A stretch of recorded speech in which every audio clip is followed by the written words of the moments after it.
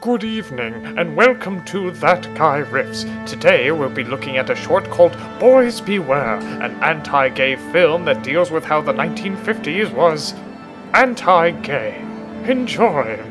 Yes. Poor Sid Davis. He only produced 2 films, The Seventh Seal and this. The real dangerous book for boys! Throw some of the best darn cross burnings this side of the South. Okay, you scrolling down? You just gonna stay there? Okay, that's fine. You moving up? Okay, you had your chance. Danny, I thought I shot you. Nope, I survived. Oh, okay then. This man may seem like an everyday man, when really, in fact, he is. Sorry, we'll try to bring you something juicier next week. Talk about silent running, I couldn't even hear the door slam.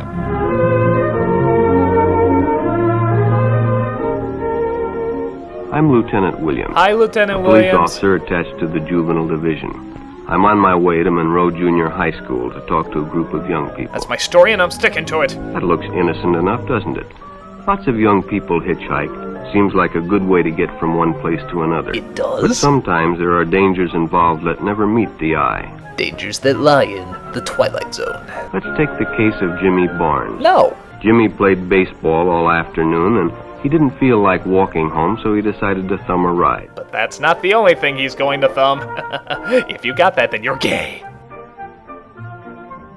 Ah yes, this is before the invention of parenting. He'd done it 100 times before, and he didn't think anything was unusual when the driver struck up a friendly conversation. In fact, he seemed like a real nice guy. He asked Jimmy if he played baseball in the park often. Jimmy told him they practiced 3 times a week and played a rival group on Friday afternoon. He then asked if he liked gladiator movies. Listener too, and it only seemed minutes before they pulled up in front of Jimmy's house. Where Jimmy's 2 fathers were waiting. When Jimmy got out, the stranger gave him a friendly pat. I won't say where, though. Again, if you got that, you're gay. Then he told him he'd see him again, as he always drove by the park on his way home. I love watching your ass when you walk. Is that beautiful or what?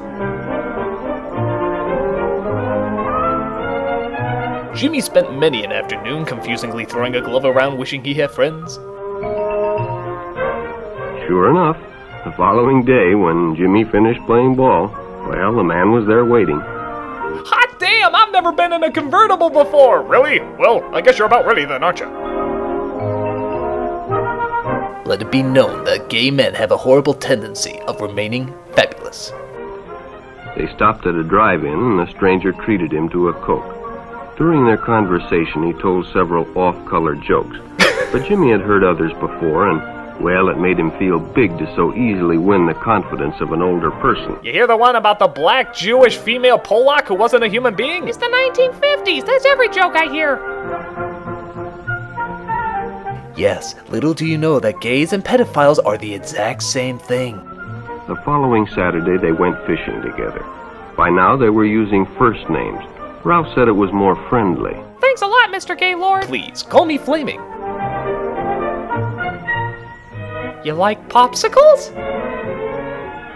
Jimmy hadn't enjoyed himself so much in a long time. Little did he know that the best was yet to come. Then during lunch, Ralph showed him some pornographic pictures. Whoa! Jimmy knew he shouldn't be interested, but, well, he was curious. What Jimmy didn't know was that Ralph was sick. A sickness that was not visible like smallpox. Or dark but skin. no less dangerous and contagious. A sickness of the mind. You see, Ralph was a homosexual. A person who demands an intimate relationship with members of their own sex. We can't stop here. This is backcountry. But by now, Jimmy felt a fondness for Ralph, and they continued to go places together. Ralph was generous and took Jimmy many interesting places and did many nice things for him. He took him to the most horrible hangouts, like the manicures and Mamma Mia. He bought presents and even gave him money. But payments were expected in return. Oh boy. You see, Jimmy hadn't recognized Ralph's approach soon enough. When Ralph first asked Jimmy to go fishing alone, He should have discussed it with his parents or teacher. Ralph now uses his telepathic gay powers to keep Jimmy from leaving. Finally, Jimmy told his parents, and they reported it to the juvenile authorities. Ralph was arrested, and Jimmy was released on probation in the custody of his parents. Don't worry, we'll wash the gay out of you. But all homosexuals are not passive. Some resort to violence, as in the case of Mike Merritt. Mike Merritt, the very name invites douchebaggery. In the heat of competition, no one noticed the man who sat and watched. I think that's the coach. And when the game broke up and the others left, Mike decided to stay and practice a little longer. Wait, is Mike the kid or the predator? Be more specific, movie. I can't judge both of them unfairly. The stranger joined him.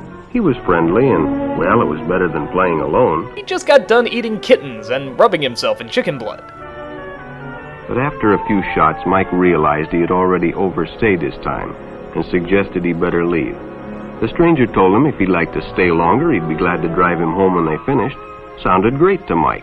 Chance to play longer and get a ride home, too. Of course, he had no idea that Chris Hansen's Dateline special was just a phone call away. I play in my talks because I went to the Tommy Wiseau School of Sports.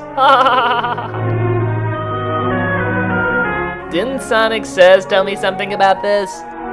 When they finished, the stranger told him he'd make a fine player someday if he got lots of practice. Despite his The whiteness. companionship, the praise, the friendly attitude dispelled any misgivings Mike might have had about going with a stranger. He probably never realized until too late that he was riding in the shadow of death. Odd name for a car. But sometime that evening, Mike Merritt traded his life for a newspaper headline. Newsflash, gays, pedophiles, and the devil are all the same. As Denny and Jerry got the papers ready for Jerry's afternoon delivery, they only casually noticed the two boys that raced by in the afternoon traffic, Huh, well that's casual. and they didn't pay much attention to the car that drew up shortly afterwards until the man called them over. Why would he call them that? Either of you ever been in a Turkish prison? Had two boys been by on bicycles? The boys nodded they had. Could they recognize them if they saw them again? Well, Denny guessed he could. Then hop in, the man said. Those are stolen bikes. Dumbass. Jerry watched. He'd been told many times, if a friend got in a car with a stranger, to write down the license number. Or tell him not to get in the Didn't seem car. to apply, but, well, fortunately, he marked it down. Jerry knew something was wrong when Denny called the next day and said he wanted to go floral shopping and watch Gilmore Girls. When he delivered a paper to Denny's house, he asked his mother if they'd caught the boys that had stolen the bicycles. What the fuck you talking Denny about? hadn't returned, so he told her the story and gave her the paper with the license number. Well, why didn't he hitchhike like usual? That's the safer method.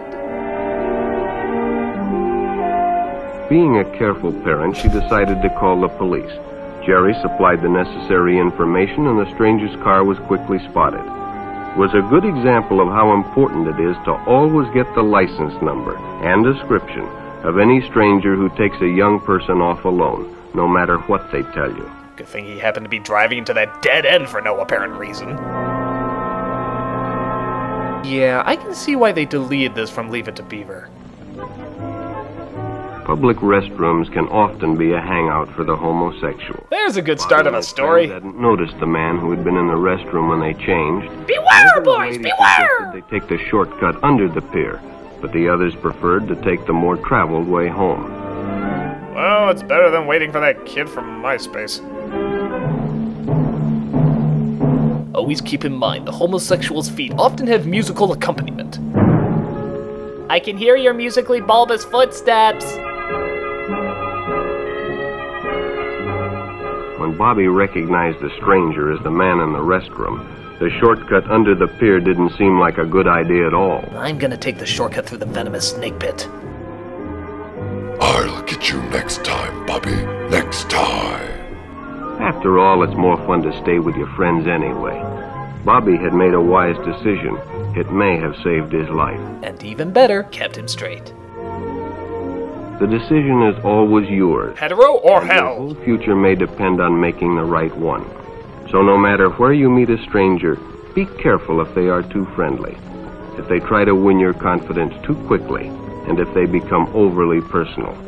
One never knows when the homosexual is about. Yikes. He may appear normal, and it may be too late when you discover he is mentally ill. Wow. So keep with your group, and don't go off alone with strangers unless you have the permission of your parent or teacher. Now, if you'll excuse me, I have to whip myself for thinking about an episode of Bosom Buddies. Remember, prejudice is wrong unless it's against the right people. You should never question authority. Paranoia is your friend, and anything different is evil. Good night, and enjoy fearing this world, though you'll never understand why.